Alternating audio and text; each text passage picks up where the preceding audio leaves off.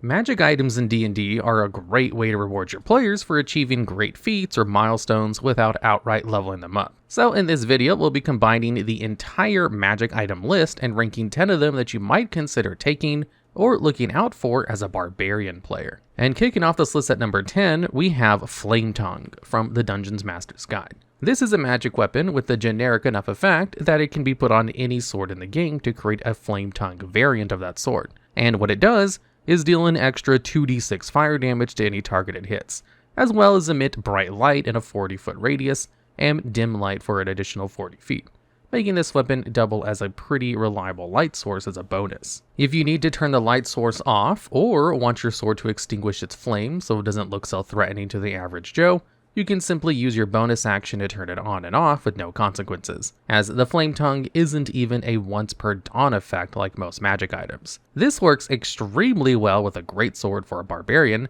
since dealing 2d6 slashing damage and 2d6 fire damage every swing combos extremely well with a reckless attack feature, since giving yourself advantage on all your attack rolls inherently increases both your chance to hit and your chance to land critical hits, which would hit like a single target fireball. Unfortunately, this weapon doesn't really synergize well with some of the Barbarian's other features, like Brutal Critical only allowing you to add one additional damage die whenever you land a critical hit, which works better for bigger dice rolls like a Great Axe's D12. There's also the fact that a lot of creatures resist fire damage or are outright immune to it altogether, which can reduce the overall effectiveness of your Flametongue weapon. However, extra damage is extra damage, as they say. So it's not all that bad and is definitely worth having on this list, even if it's only at the number 10 spot. And at number 9, we have all of the different Horns of Valhalla from the Dungeon Master's Guide. This magic item grants you the ability to spend an action and summon a raid of berserkers onto the battlefield within 60 feet of yourself for 1 hour. These berserkers are warrior spirits from the plane of Ysgard and sport a very decent stat block, having an AC of 13, 67 hit points each, and are able to use the Barbarian's reckless attack feature at will, and deal damage equal to that of an average low-level Barbarian, which is 1d12 plus 3 slashing damage. In terms of how many are summoned, it varies between each horn, which there are 4 horns in total: silver, brass, bronze, and iron. The silver horn summons 2d4 plus 2 berserkers.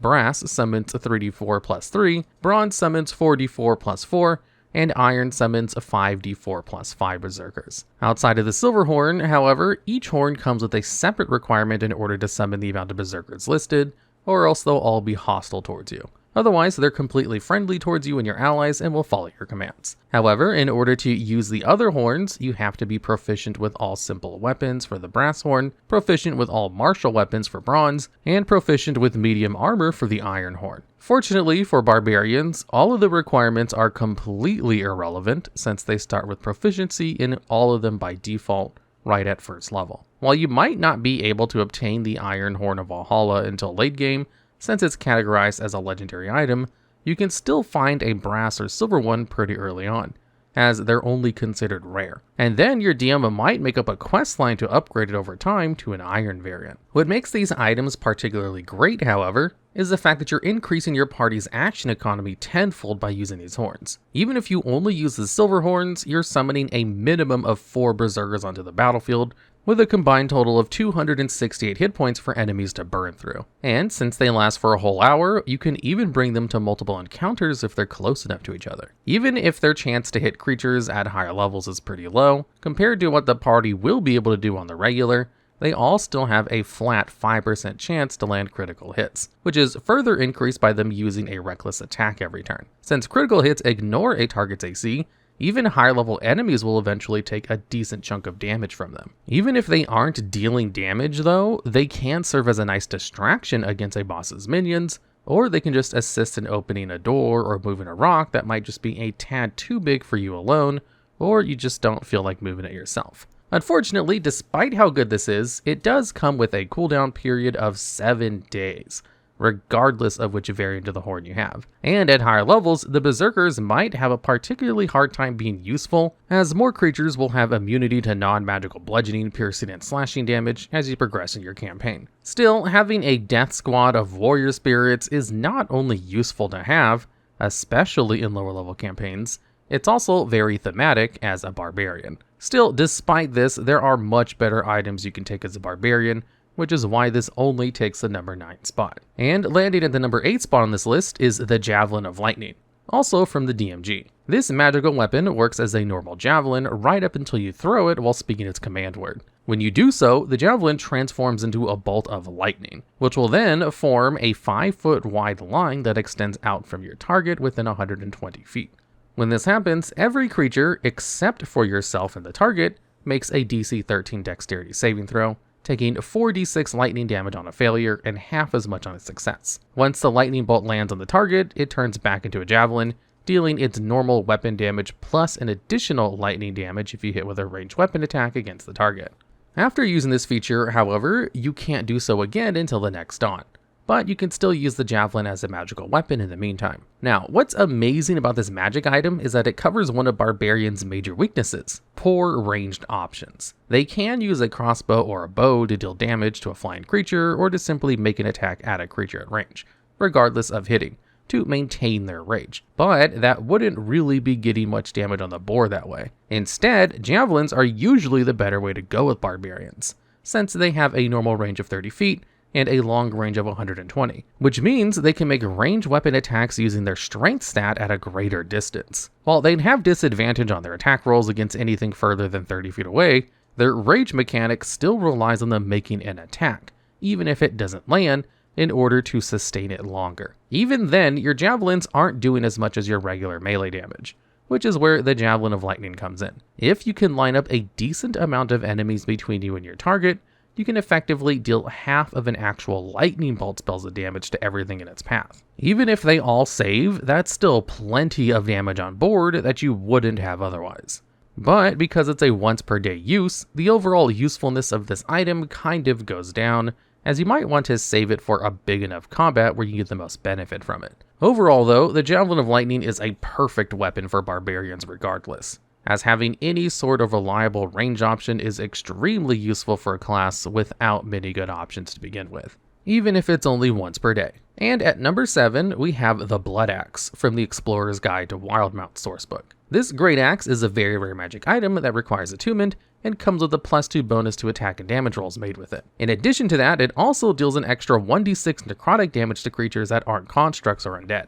But the real kicker of this magic item is that whenever you reduce a creature's hit points to 0 using this axe, you gain 10 temporary hit points, so long as the creature you kill isn't a construct or undead, of course. Which makes this magic item a great pick for Barbarian is the fact that it acts as both an offensive upgrade and a defensive one at the same time. Since most Barbarians will be swinging their great axes practically every turn, the 10 temporary hit points may as well always be on.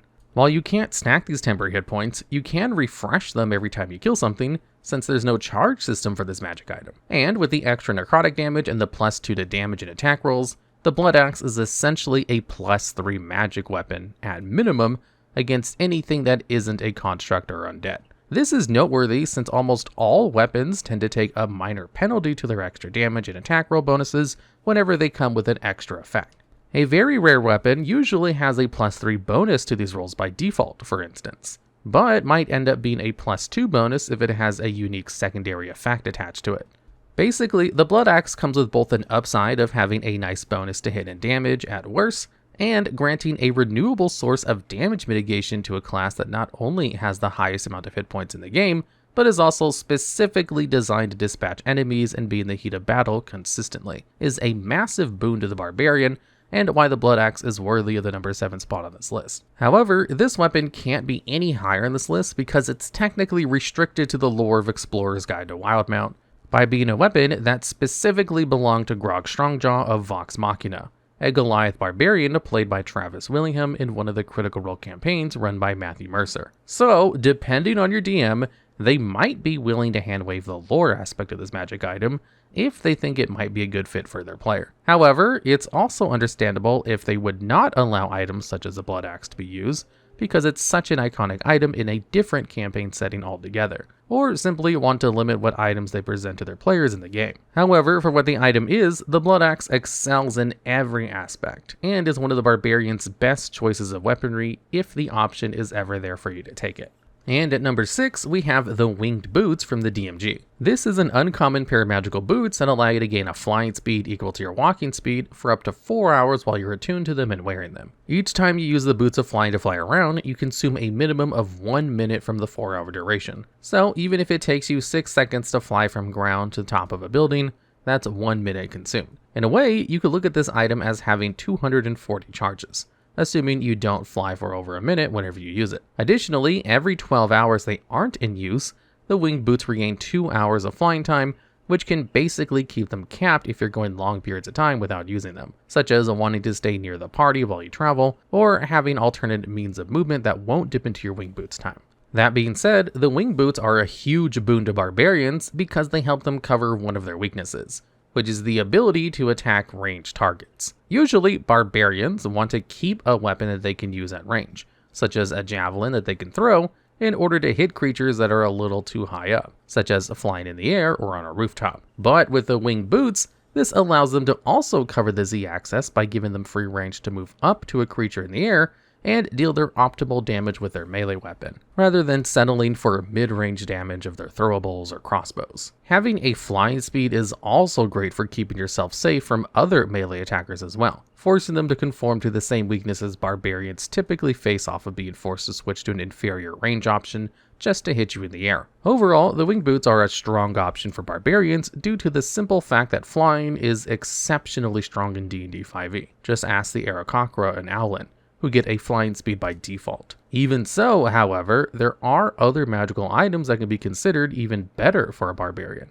despite flying being a very generic catch-all solution to the problem of barbarians' movement options, which is why the winged boots are only at number 6 on this list. And coming in right in the middle at number 5, we have this Scaled Ornament from Fizbank's Treasury of Dragons. This is a magical item that requires attunement and varies in rarity based on how awakened it is. It starts as a slumbering Scaled Ornament, which grants you advantage on saving throws to avoid being charmed or frightened, or to end those afflictions if they've already been affecting you, and is considered an uncommon tier item. After it upgrades, it becomes a rare item and changes into the Stirring Scaled Ornament, which grants the previous benefit extended out to 30 feet to creatures you choose, and now also grants you a +1 bonus to your AC. Once upgraded again, it becomes a Wakened Scaled Ornament, and gains the added benefit of allowing you to, once per day, take no damage from a very specific damage type as a reaction, and instead regain hit points equal to the amount of damage you would have taken. As for the damage type you absorb, well, we'll go over that in a moment.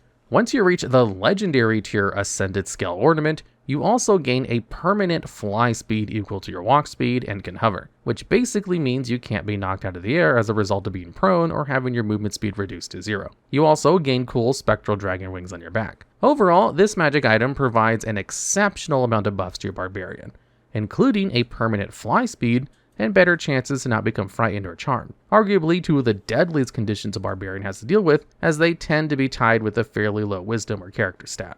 But with all of these benefits, you would think that this Scaled Ornament would take a higher spot on this list. However, the reason why this magic item only takes the middle spot on this list at number 5 is because while it's objectively a powerful magic item, it comes with the downside of how you upgrade it. See, there are 2 ways to upgrade this Scaled Ornament. It starts in its slumbering state, but you can steep it in the horde of a living dragon, causing it to ascend and upgrade after 1 year. Or if you don't feel like waiting that long, you can kill the appropriate dragon and steep it within the horde for 1 hour after its death. After doing this, the sacred ornament will then be ascended like before. As for how they upgrade the minimum type of horde you need to steep this item in is in your young dragon, which ascends the ornament to stirring status. An adult dragon's horde ascends it to awakened status. And it's at this point where the damage type you absorb with its reaction is determined. So if you were to steep this into a red dragon's horde, you can absorb fire damage, for instance. After becoming awakened, an ancient dragon's horde upgrades the ornament to ascended status. So unless your DM is planning on allowing your party to go around slaying dragons to upgrade this item on occasion, it might be hard to get this item to legendary status for the permanent fly speed.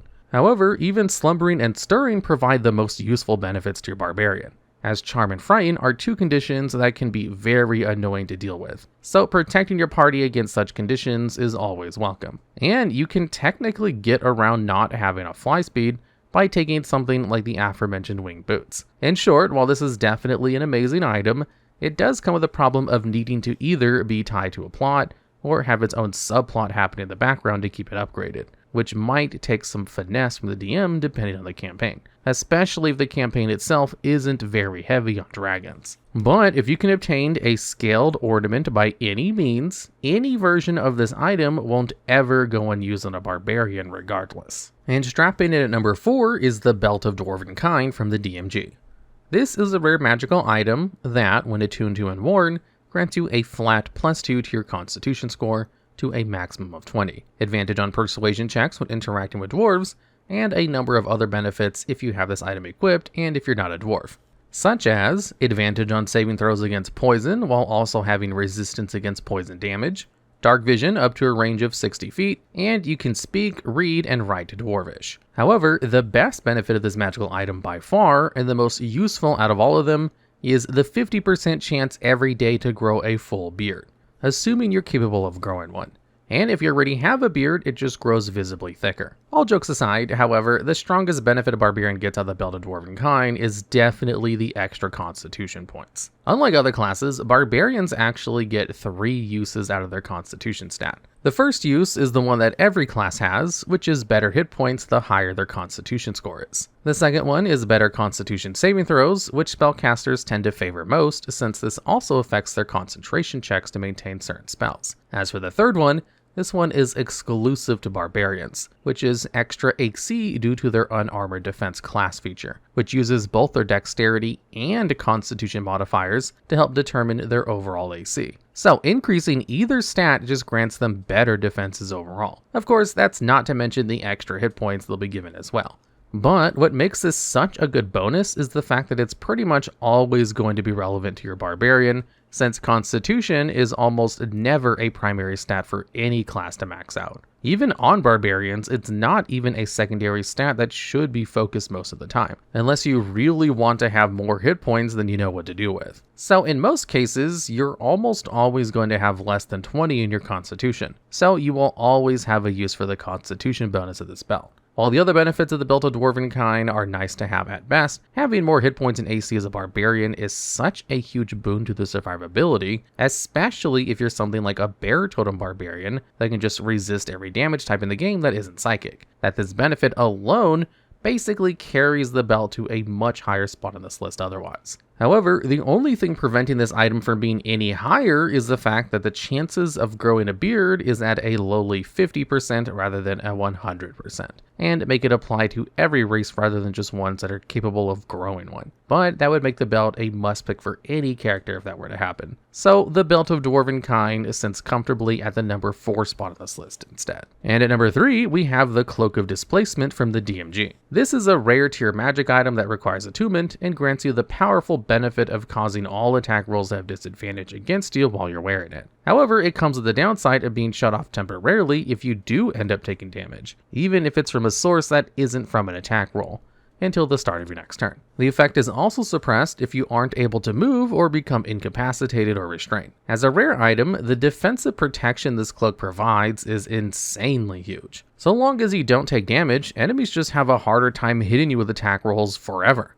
And you can get this item as early as 5th level, as that is where rare items are supposed to start appearing in your campaign. As for barbarians, one thing they can use this cloak for is mitigating the advantage on attack rolls enemies get when you use reckless attacks by forcing them to roll straight instead. However, using the cloak in this way increases the likelihood of having its effect turned off as a result of damage. But it is a nice way to avoid a potential crit due to having advantage in the first place. While the Cloak of Displacement is definitely on the powerful side, its downsides aren't something to completely ignore. Like before, any type of damage will shut off the cloak's displacement effect. So a spellcaster can just cast something like Burning Hands to deal damage to the barbarian regardless of whether or not they pass their saving throw against it, shutting off the effect completely. Incapacitating the barbarian is also easy to do, since many spells and effects tend to target the barbarian's weaker saves such as Hold Person, which targets wisdom saves and paralyzes, which not only prevents the barbarian from moving, but also incapacitates them as well. In fact, while stun and paralysis do prevent movement on their own,